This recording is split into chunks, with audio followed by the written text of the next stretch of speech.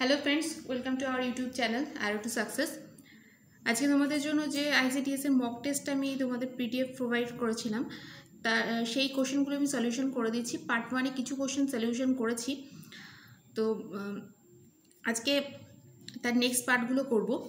তো তার আগে বলে নিই, এখানে দুটো কোশ্চেনে একটু অসুবিধা ছিল, যেটা হচ্ছে কোশ্চেন নাম্বার 4। কোশ্চেন নাম্বার 4-এর আমি সলিউশন দেখিয়েছিলাম, অ্যান্সার এগুলো হবে, বাট এটা কোশ্চেন নাম্বার 4-এর অ্যান্সার নয়, এটা question number 11-এর answer.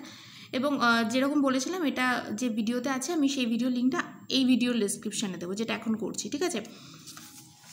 Question number 4 হচ্ছে এইটা, যে ডিভাইড রুপিস এত between A and B so that এর যে শেয়ার 7 ইয়ারে যা হবে, বি শেয়ার 9 ইয়ারে কম্পাউন্ড ইন্টারেস্টে সেটা দুটো সমান হবে। তাহলে আমরা ধরে নিচ্ছি এ পাবে কত এক্স টাকা, দেন বি পাবে হচ্ছে 3903 মাইনাস এক্স টাকা। বার্ষিক 4% চক্রবৃদ্ধি সুদের হারে 7 বছরে এর টাকা কত হয়ে যাবে? দেখো সিম্পল, আমি ফর্মুলা বসিয়ে দিয়েছি। দেন 4% চক্রবৃদ্ধি সুদের হারে 9 বছরে বি এর যে টাকাটা হবে সেটা হয়ে যাবে এই অ্যামাউন্ট, সিম্পল চক্রবৃদ্ধি সুদ। এবার দুটো বলে দিয়েছি ইকুয়াল, তার মানে দুটো আমি ইকুয়াল করে লিখেছি। দেন এখানে দেখো, এখানে 7 রয়েছে, এখানে 9 রয়েছে, তাহলে হিসাব মতো এই পোর্শনটাকে আমি নিচে আনতাম, তাহলে এখানে টু দি পাওয়ার 9, এখানে টু দি পাওয়ার 7, তাহলে কেটে কত হতো? হোল স্কোয়ার থাকতো। আর এখানে একটু শর্ট করে নিয়েছি, 4কে 100 দিয়ে কেটে দিয়েছি, মানে 4 দিয়ে 100কে ডিভাইড করেছি, তাহলে 25। আর এখানে 25 এলসিএম হয়ে যাবে, দেন 25 + 1 মানে 26/25 চলে আসবে। যেহেতু স্কোয়ার রয়েছে আমি দুবার লিখে নিয়েছি ক্যালকুলেশনের সুবিধার জন্য। এবার কি করছি দেখো, 25 × 25, মানে তোমার তো ক্যালকুলেটার ইউজ নেই, তো এগুলো হাতেই করতে হবে, সেই জন্য এইভাবে করা। তো এটা হচ্ছে 6 to 5, 6 to 5 এখানে এক্স চলে আসবে। দেন 26 × 26 এর সাথে লিখে রেখে দিলাম, 26 গুণ করে এটা হয়। দেন দেখো এখানে এই মাইনাসটা রয়েছে, মাইনাসটা যদি এপাশে আনি, দুটো যোগ হয়ে 1301 এক্স চলে আসবে, ঠিক আছে। এবার এই ভ্যালুটা রয়েছে, এখানে এটা নিয়ে আসলাম, ক্রস করলাম, করে এখানে ক্রস করলে এখানে এই দেখো 3 এসছে, ঠিক আছে। তাহলে 3 × 26 × 26 এটা আসবে এক্সের ভ্যালু। তাহলে এক্স ভ্যালুটা কার, এক্স টাকাটা কে পাচ্ছিল? এ পাচ্ছিল। তাহলে এ সমান সমান কত হয়ে যাবে? এই টাকাটা। দেন বি এর ভ্যালু কত হয়ে যাবে? মাইনাস করে দিলে বেরিয়ে যাবে, ঠিক আছে। এবার কোশ্চেন নাম্বার 20, যেটা আমি আগের দিন করে দিয়েছিলাম, সেটাতে একটুখানি ভুল হয়েছিল। কি, তোমাদের অ্যাভারেজ বের করার কথা ছিল, আমি সেখানে সাম করে দিয়েছিলাম। এই যে এটা কেটে দিয়েছি আমি, দেখো এটা সাম আমি ফর্মুলা বসিয়ে দিয়েছিলাম, তোমরা আগের ভিডিও দেখলেই বুঝতে পারবে। এবং থ্যাংক ইউ, দুজন আমাকে এটা জানিয়েছে যে এটা সাম, এটা অ্যাভারেজ হবে, আমি সাম বের করেছি। তো সঙ্গীতা অ্যান্ড তৃষ্ণা মনে হয় দেখলাম, যাই হোক বেশ কয়েকজন, ওকে বেশ কয়েকজনই দিয়েছে আমাকে। তো এটা অ্যাভারেজের ফর্মুলা নয়, অ্যাভারেজের ফর্মুলা হচ্ছে n + 1/2, আর সামের ফর্মুলা হচ্ছে অনেকটাই সেম। সামের ফর্মুলা হচ্ছে এ দেখো, n × n + 1/2। তো মানে এখানে শুধু হচ্ছে সামনে এনটা থাকে, আর অ্যাভারেজের ক্ষেত্রে এনটা থাকে না। তাহলে এখানে নর্মালি 1 থেকে 1 to 51, তার মানে লাস্ট যেটা সেটাকে এন ধরা হয়। তাহলে এখানে 51 + 1 মানে 52/2, দেন অ্যান্সার হয়ে যাবে 26, ঠিক আছে। তোমাদের যাদের 26 অ্যান্সার এসছে একদম ঠিক। তো কোশ্চেন নাম্বার 4 হলো আমাদের। আর কোশ্চেন নাম্বার 2, একজন বলছিল এই কোশ্চেনটা আমি এক্স ধরে করেছি, 100 ধরে করা যাবে কিনা? অবভিয়াসলি 100 ধরে করা যাবে, কেন করা যাবে না? অঙ্ক অনেকভাবেই হয়, তোমার শুধু অ্যান্সারটা ঠিক থাকলেই হলো। আর আমি এর আগে পার্সেন্টেজের যে অঙ্কগুলো করিয়েছি সেগুলো দেখবে ম্যাক্সিমাম অঙ্ক আমি 100 ধরেই করিয়েছি। তো আজকে একটু এক্স ধরে করলাম। এবার দেখো এখানে কি রয়েছে, কোশ্চেন নাম্বার 8 পর্যন্ত আমাদের হয়ে গেছে। কোশ্চেন নাম্বার 9 থেকে, the some of 2 numbers is 256, মানে দুটো সংখ্যার যোগফল 256, অ্যান্ড দেয়ার জিসিএম ইজ হচ্ছে 32, মানে হচ্ছে জিসিএম মানে হচ্ছে গ্রেটেস্ট কমন মাল্টিপল, মানে এক কথায় বলতে পারো গসাগু। আচ্ছা, গসাগুকে অনেক সময় HCFও লেখা হয়, হাইয়েস্ট কমন ফ্যাক্টরও বলা হয়, ঠিক আছে, দুটোই সেম জিনিস। Find the number. এবার যেহেতু গসাগু 32, তাহলে অবশ্যই সংখ্যা দুটো 32 এর মাল্টিপল হবে। তাহলে আমি 32x ধরলাম, আর এখানে 32y ধরলাম, যেখানে x y পরস্পর মৌলিক, এই কথাটা লিখতেই হবে। দেন 32 যেটা রয়েছে, 32টাকে কমন নিয়ে 256কে 32 দিয়ে ডিভাইড করে আমার 8 এসছে, এই সংখ্যাটা এসছে। এবার x y যেহেতু মৌলিক সংখ্যা, পরস্পর মৌলিক সংখ্যা, এবং x + y = 8, তাহলে দুটো মানের সম্ভাবনা রয়েছে। দুটো মান কেন? বিকজ এক্স ওয়াইকে মৌলিক হতে হবে। আদার্স যে মানগুলো দেখো 1 and 7 and 3 and 5, আদার্স মান কী হতে পারে? 4 4 হতে পারে, 4 4 যোগ করলে 8 হয়, কিন্তু 4 4 কিন্তু পরস্পর মৌলিক নয়। দেন 2 6 হতে পারে, 2 6ও পরস্পর মৌলিক নয়, একমাত্র 7 1 and 3 5 এই দুটোই পরস্পর মৌলিক, সেই জন্য এই দুটো দিয়ে হবে। এবং এই দুটো মানই হতে পারে। এবং তার সাথে কি করতে হবে, শুধু তো আমি সেটা এক্স আর ওয়াইয়ের মান বসালাম, কিন্তু সংখ্যাগুলো কী হয়ে যাবে? সংখ্যা দুটো তো আমি ধরেছিলাম, একটা 32x একটা 32y, তাহলে সেখানে দেখো কি করেছি, 32 প্রথমটার সাথে 1 গুণ করে দিয়েছি, তাহলে 32 হয়েছে। দেন 32y ছিল, তাহলে তারপরে 32-র সাথে 7 গুণ করে দিয়েছি। এটা উল্টোটাও তো হতে পারে, মানে আমি এটাকে এক্স বলছি এটাকে ওয়াই বলছি, উল্টোটাও হতে পারে, এটা এক্স এটা ওয়াই, ওই জন্য অর বা করে লেখো। দেন এটা দেখো 96 এসছে 32-র সাথে 3 গুণ করে, আর এটা হচ্ছে 32-র সাথে 5 গুণ করে, ঠিক আছে। তো এবার কোশ্চেন নাম্বার 10।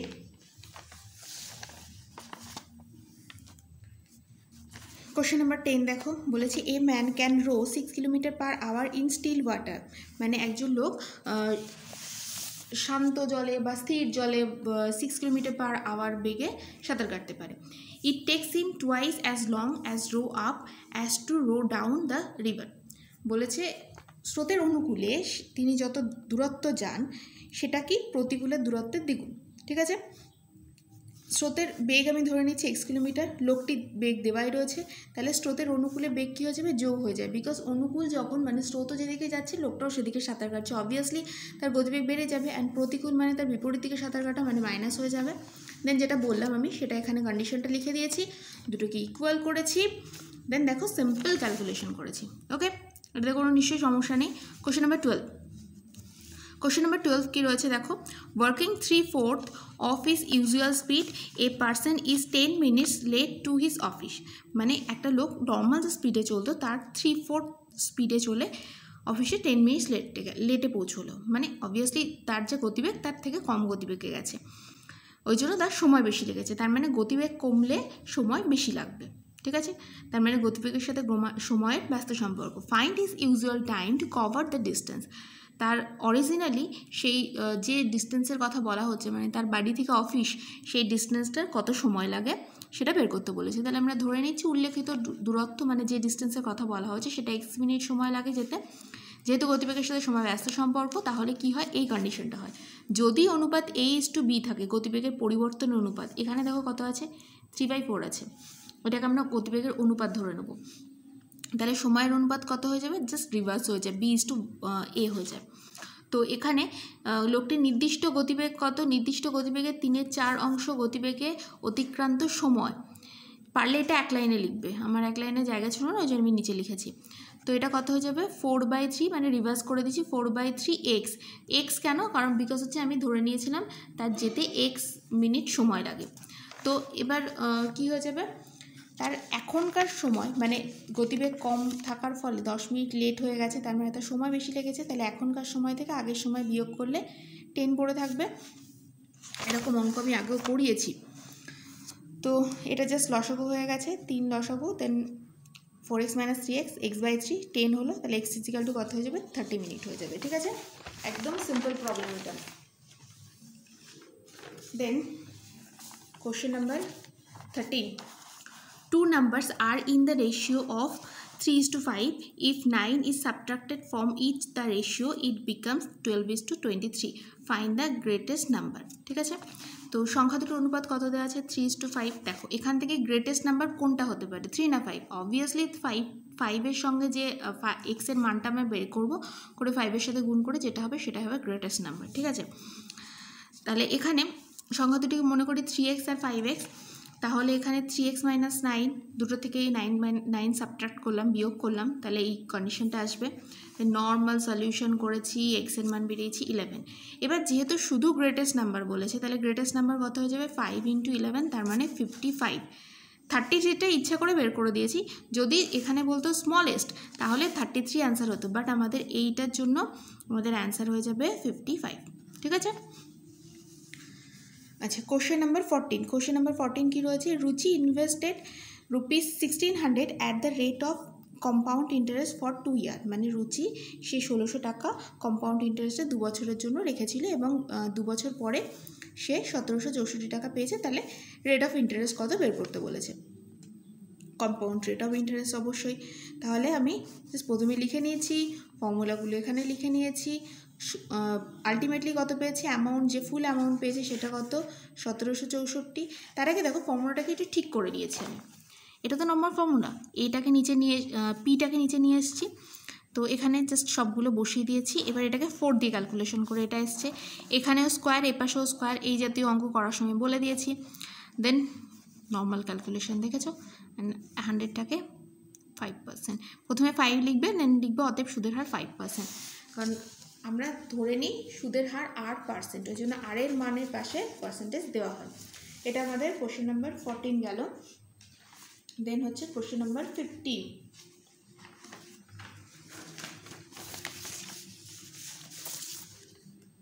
তোমাদের এই সেটটা দিয়ে তোমরা এনজয় করেছো, তোমরা কত মার্কস পেয়েছো আমাকে জানাবে। আর ইচ্ছা আছে আরও কয়েকটা সেট প্রোভাইড করার, দেখা যাক কতটা সাকসেসফুল হই। তো in a container milk and water are present in the ratio 7:5, মানে একটা কন্টেনারে 7:5 অনুপাতে মিল্ক আর ওয়াটার রয়েছে। If 15 litre water is added to this mixture, the ratio of milk and water becomes 7:8. Find the quantity of water in the new mixture. ধরি প্রথম মানে পাত্রে প্রথমে 7x, এখানে 7:5 রয়েছে, তাহলে 7x লিটার দুধ আছে আর হচ্ছে 5x লিটার জল ছিল, ঠিক আছে। তারপরে 15 লিটার ওয়াটার অ্যাড করা হয়েছে, তাহলে 15 লিটার যদি ওয়াটার অ্যাড করা হয়, মিল্ক তো যা ছিল তাই ছিল, 15 লিটার ওয়াটার অ্যাড করলে এখানে কত হয়ে যাবে 5x + 15। দেন এখানে এর দুটো যে রেশিও, এই দুটোর যে অনুপাত, সেটা নতুন অনুপাত কত হয়ে যাবে 7:8 সাথে কম্পেয়ার করতে হবে। তাহলে এখানে হচ্ছে 7 × 8 = 56। দেন এখানে দেখো আমি নর্মাল করেছি, নর্মাল করে এক্সের ভ্যালু বের করেছি, তাহলে বলেছি নতুন পাত্রে জলের পরিমাণ কত, একটু আগে তো বের করেছিলাম, শুধু এখানে এক্সের জায়গায় ভ্যালুটা বসিয়ে দিতে হবে, ভ্যালুটা বসিয়ে 40 লিটার অ্যান্সার এসছে, ঠিক আছে। Question number 16। Question number 16.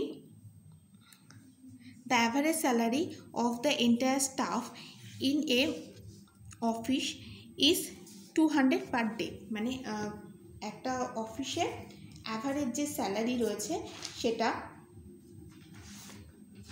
সেটা হচ্ছে তোমার প্রত্যেক মানে সবার আর কি, সবার মিলিয়ে অ্যাভারেজ স্যালারি হচ্ছে 200 টাকা পার ডে। আর অফিসারদের অ্যাভারেজ স্যালারি হচ্ছে 550 টাকা, নন অফিসারদের হচ্ছে 120 টাকা। এটা কিন্তু সবই পার ডে হিসাবে বলা হচ্ছে। যদি অফিসারের সংখ্যা 16 থাকে তাহলে নন অফিসারের সংখ্যা কজন, নন অফিসারের সংখ্যা আমি এক্স ধরে নিচ্ছি, যেহেতু অফিসারের সংখ্যা 16, তাহলে 16 × 550 + 120 × x = 200, 16 + x। দেন দেখো নর্মাল ক্যালকুলেশন করেছি, এটা ক্যালকুলেশন বুঝতে পারবে। দেন x = 70, ঠিক আছে।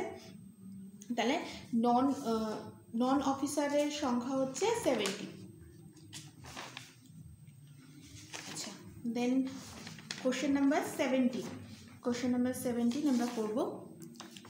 আর কোশ্চেন নাম্বার 17 হলে কিন্তু আমাদের শেষ হয়ে যাবে, কারণ কোশ্চেন নাম্বার 18 থেকে 22 আমি আগের ভিডিওতে আমি করেই দিয়েছি। এই যে কোশ্চেন নাম্বার 18 হচ্ছে আমি করে দিয়েছি, যেটা একটু আগে বললাম আমি যে এটা সমষ্টি ছিল, আর এটা যেটা ভুল হয়েছিল 20 নাম্বারটা ভুল হয়েছিল, ঠিক করে দিলাম, 26 অ্যান্সার হবে, ঠিক আছে। তো 22 পর্যন্ত আমি করেই দিয়েছিলাম আগে, তো এটা দেখে নিও তোমরা। আর 17 করলে আমাদের এটা শেষ হয়ে যাবে। তো বলছি এই grocer buys 160 kg of rice at ₹27, মানে একজন যে গ্রসার সে কী করেছে 27 টাকা কেজি হিসাবে 160 কেজি চাল কিনেছে এবং সেটার সাথে 240 কেজি চাল মিশিয়েছে, যে চালটার দাম ছিল 32 পার কেজি, মানে 27 টাকা কেজির 160 কেজি চাল কিনেছে, আর 32 টাকার কেজি 240 কেজি চাল কিনেছে। এবার দুটো চালকে মিক্স আপ করে দিয়েছে, মিক্স আপ করে একটা প্রাইসে বিক্রি করছে, সেটা কম বেশি করলে দেখা যাবে। তো অবশ্যই একটু বেশি বেরিয়েছে, 32 থেকে বেশি প্রাইসে বিক্রি করছে, যার ফলে তার 20% লাভ হচ্ছে। তাহলে প্রথমেই দেখো পুরো চালের কোয়ান্টিটি কত ছিল 160 + 240, তার মানে 400 কেজি। দেন 400 কেজির ক্রয় মূল্য কত প্রথমে হচ্ছে 160 কেজি চাল কিনেছে, পার কেজির দাম ছিল 27, দেন 160 × 27, দেন হচ্ছে পরেরটা হচ্ছে 240 কেজি কিনেছে, পার কেজির দাম হচ্ছে 32, গুণ করে দেখো পুরো টাকাটা আমি বের করেছি, ক্রয় মূল্য কত। এইবার এই যে ক্রয় মূল্যে বিক্রি করে তার 20% লাভ হয়েছে, তার মানে চালের ক্রয় মূল্য যদি 100 টাকা হলে 20% লাভ করতে হলে তাকে কত টাকা বিক্রি করতে হবে, 120 টাকায় বিক্রি করতে হবে। তাহলে 1 টাকা ক্রয় মূল্য হলে 20% লাভ করতে হলে তাকে 120/100 এখানে চলে এলো নর্মাল। দেন 12,000 টাকার ক্রয় মূল্য হলে, যেটা আমাদের রয়েছে অঙ্কে, সেটার জন্য কি হয়ে যাবে 120/100 × 12,000, তাই তো, × 12,000। তো ক্যালকুলেশন করে আমার এই ভ্যালুটা বেরিয়েছে। তার মানে 400 কেজি চালের বিক্রয় মূল্য, যে দামে বিক্রি করে তার 20% লাভ হয়েছে, সেই দামটা হচ্ছে এইটা। তাহলে 1 কেজি চালের বিক্রয় মূল্য কত হয়ে যাবে 36। তো এইটা হচ্ছে 17 নম্বর অঙ্ক পর্যন্ত হয়ে গেল। তো তোমাদের কেমন লাগবে কিন্তু আমাকে অবশ্যই জানাবে। আর যদি আগেরটার মতন যদি কোনো জায়গায় কোনো মিস্টেক চোখে পড়ে অবশ্যই আমাকে জানাবে, সেক্ষেত্রে আমি কমেন্ট সেকশনে দিয়ে দেবো, যাতে সবার সেই ভুলটা যাতে না হয়।